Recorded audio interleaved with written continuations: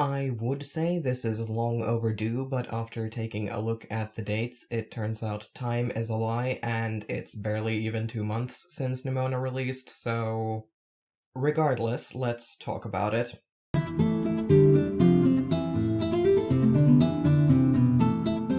Spoilers, obviously. If you haven't seen the movie yet, I highly recommend you go watch it first. Just maybe make sure you're in a good place mentally first, because this one decked me in the face with some themes I was not expecting. Also, for the record, this video is about the movie only. If a point I bring up here is better explained or different in the comic, that doesn't matter because we're talking about the movie.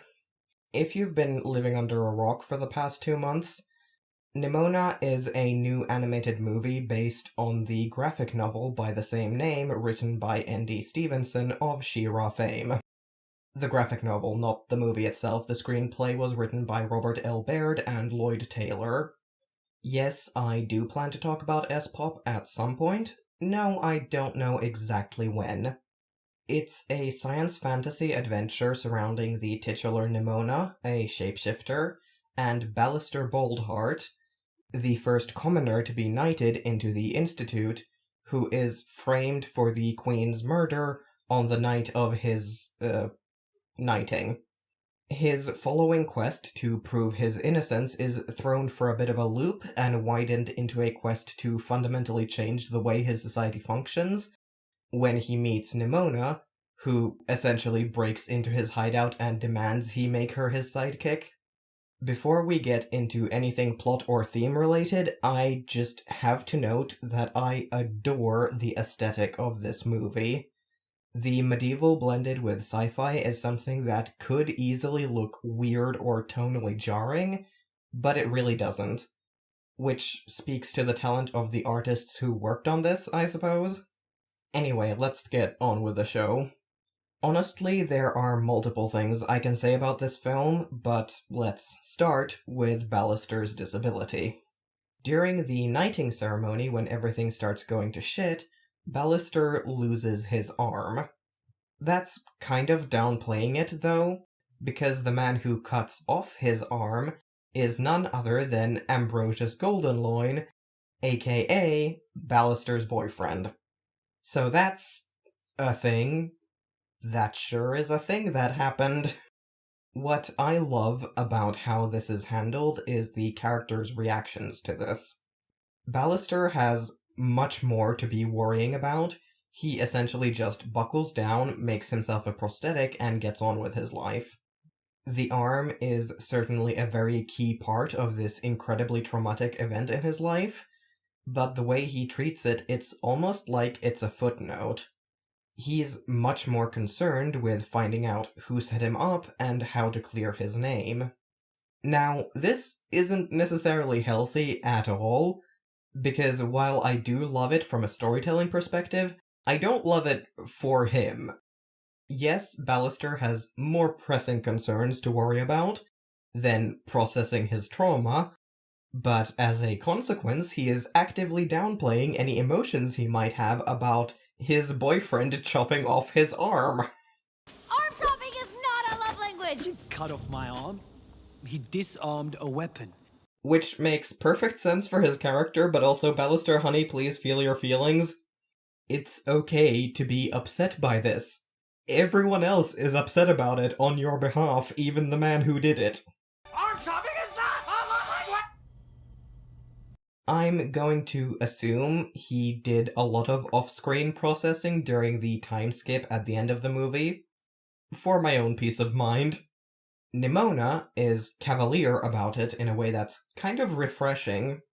So often whenever someone becomes disabled, people start walking on eggshells around them, especially when it's only just happened. Nimona, though, immediately cracking jokes. Granted, she didn't know him before, but it's still fresh enough that most people wouldn't dream of making light of it. It's borderline insensitive, honestly, but since Ballister never tells her to stop, I'm solidly of the mind that he doesn't care, probably even finds it endearing, and that's that. Obviously, you shouldn't joke about someone's disability if you've only just met them, so I wouldn't advise taking Nimona's example on that one, but honestly, sometimes it can be so refreshing when, as a disabled person, you have a friend who's willing to joke about it with you.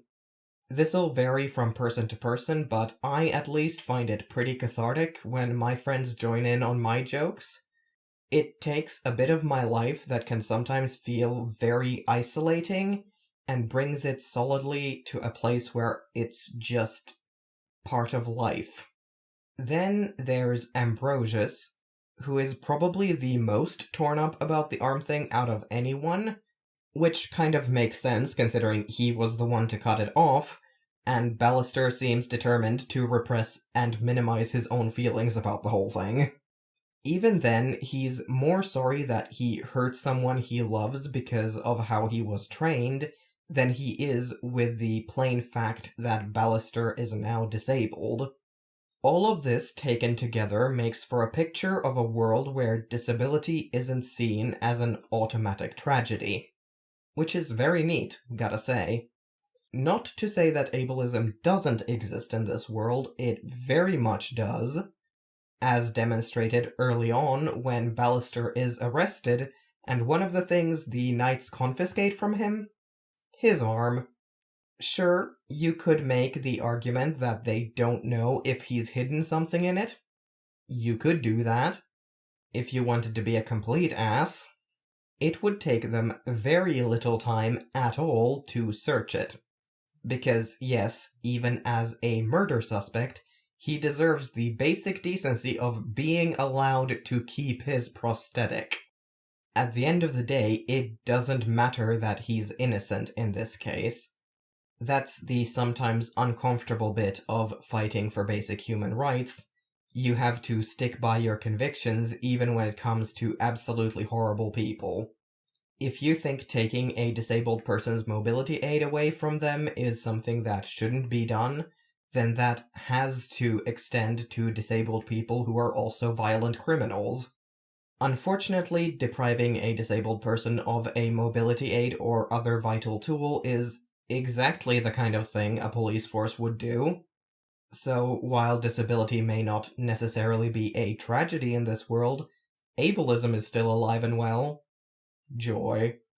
As for how the movie handles the realities of Ballister's disability, it's a bit of a mixed bag.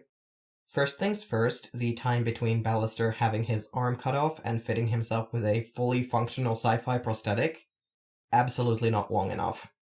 That, or there were some weird things going on with the timeline of certain tasks. Sure, we don't have exact dates, but in our world, people don't tend to get fitted for prosthetics until approximately 6 weeks after surgery. Because, they need to heal first. Ballister's prosthetic is also one of those sci-fi ones that works almost as well as a flesh hand. We don't know exactly how it's fitted. I would assume it's something more like an EMG sensor situation, where the arm senses Ballister's muscles contracting and translates that into how it should work, than anything that would require further surgical intervention, given he made it himself in a less than surgically sterile environment, to say the least. It does seem to click into place with something when he puts it on, but I'm choosing to believe that it's a brace he has strapped to his shoulder to house the EMG sensor equivalents, instead of some kind of Full Metal Alchemist situation. Because if this man was forced to perform a complex surgery on himself with one arm in these conditions, I refuse to believe he would still be alive. Regardless, the time between when he lost the flesh arm and when he is back on his feet with a prosthetic he built himself doesn't feel anywhere near long enough. It could have been 6 weeks, sure, but we see later in the movie when he and Nimona have already gotten up to some shenanigans that the Institute hasn't even had time to replace all the billboards and stuff with his face on them yet. The face of someone who, as far as the public is aware, just murdered the head of state. So, if it is indeed supposed to be 6 weeks or more between the knighting ceremony and Nimona and Ballister meeting, that is a weirdly long time for that task to just go ignored. Especially considering the director's motivation for orchestrating this entire plot. Also, and this is where some of you who've been on this channel for a while will know exactly what I'm about to say, amputees don't sleep with their prosthetics on. I'm kind of willing to give Nimona a little bit of leeway here, though, because the one time we do see Ballister asleep is also a time when he was knocked out, and Nimona dragged him back to the lair when they'd only met, earlier that day. She wouldn't necessarily know if he'd be okay with her removing his prosthetic, or how to do it, or even that he doesn't sleep with it on, so I'm willing to concede that this is a bit of an outstanding circumstance. Aside from that, though, I'd say it's a solid effort. But there's more than just Ballister's disability to talk about in this movie. Ballister's disability is actually a pretty tiny part of it, all things considered. The thing everyone is talking about is Nimona herself as an allegory for transness. Or queerness in general, but transness seems to be the overarching consensus. For obvious reasons. I mean... Can you just be you, please? I don't follow.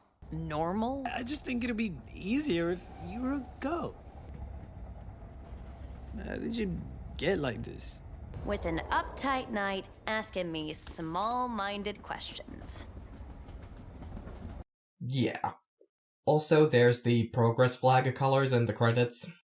But it's more than just that, obviously. It's in how Nimona is vilified and made into a monster the moment she shows her otherness. It's how she was accepted when she took the shape of a young girl to play with her human friend, but became a threat the moment the villagers realized she wasn't like them. It's in lines like these. What are you? I'm Nimona. Honestly, I feel worse when I don't do it. Like my insides are itchy. Then I shapeshift, and I'm free. I'm so gullible. I wouldn't die, I just sure wouldn't be living. Nimona was never the monster they made her out to be, but an entire society sprung up around making her the boogeyman of their nightmares regardless. They built walls to keep her out and crafted their law enforcement around the idea of there being monsters beyond that wall they needed to defend against. All of which did nothing but create a false sense of security around a threat that didn't exist and stifle a population it was supposedly protecting.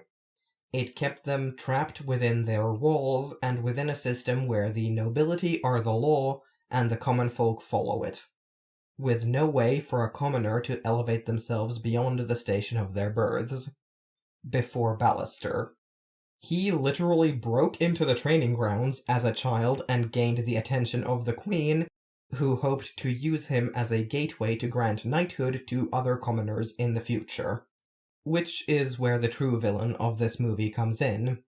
The director of the Institute, a woman so terrified of change, of even a hint of a crack in her precious wall, that this change in the tide was enough to prompt her to commit regicide. To take the lowborn commoner and sacrifice him and the Queen on the altar of tradition. To protect our way of life. Even unto the very end, where she's been proven wrong in front of the whole world, she's so consumed by her own paranoia that she would willingly fire on her own people just to kill the monster. There's still more I could talk about here, about how difficult it can be to wake up to the injustices of a system you've spent your entire life serving, or how prejudices are taught to children, about how healing is not linear, nor is relearning things you were taught as a child. But what I want to end this on is the part of the movie that reached into my chest and ripped my heart out through my throat. The biggest reveal in this movie is probably the fact that Nimona is at least 1,000 years old, despite never appearing older than a teenager when in humanoid shape. She was the monster around which this whole society's paranoia was built and nourished. Glorith, the legendary heroine who's basically been deified as the founder of everything the society revolves around, was her only friend. I personally think the reason why Nimona never takes a shape older than a teenager is because, in a way, she hasn't actually grown past that stage. Her isolation and ostracization from society has quite literally stifled her growth for 1,000 years. As you may guess, this isn't exactly great for someone's mental health. And this is the part of the video where I have to start considering my words, or the YouTube gods will nuke me from orbit. The climax of the movie involves Nimona's attempt to end herself. And I say attempt, not just that she considers it, because I firmly believe that it is only thanks to Ballister reaching her in time that she didn't go through with it. Him talking her down is essentially broadcast live for the entire city to see, and even after all of that, the director still demands the Knights fire on her. Which leads to Nimona taking a shape very similar to the one she took for her march into the city, but where that one was dark, just a shadow given a vague suggestion of shape. This one is a flame, burning in her own signature pink color. She flies into the cannon the director has turned on the city and takes it, the director, and a huge chunk of the wall out. And for a while, it looks like she went with them. To Ballister, it looks like he succeeded in talking her down from the ledge, only for her to sacrifice herself for a kingdom that never accepted her. Absolutely fucking devastating, to say the least. And the people, they adore her. Now, when it's too late. When, to all appearances, she is dead and gone. Now they love her. Now they support her. Now they see her. When she's given her life for them. It's a bitter thing that this hits so close to home. How many times have I seen the death of a trans person on the news? How many times in the wake of those deaths do people who never say a word about us when we're alive come crawling out of the woodwork to lament us? How many more of us have to die before you bring the empathy you have at our memorials to our lives?